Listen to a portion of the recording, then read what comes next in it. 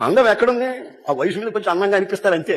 ఆ తెలవక ఈ మనుషులకే మనసు కోరుకున్నట్లు, శరీరం ఆశించినట్లు దరిద్రపు బ్రతుకులకి తెగించేస్తారు, తుచ్చమైన అభిలాషలకి.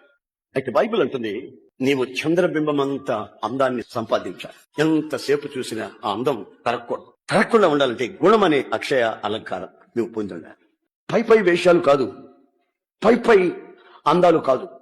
రాలిపోయే పువ్వుకు ఎందుకిన్ని రంగులో, విడిచి వెళ్ళే గూడుకు ఎందుకిన్ని హంగులో. రాలిపోయే పువ్వుకు ఎందుకిన్ని రంగులో, విడిచి వెళ్ళే గూడుకు ఎందుకిన్ని హంగులో.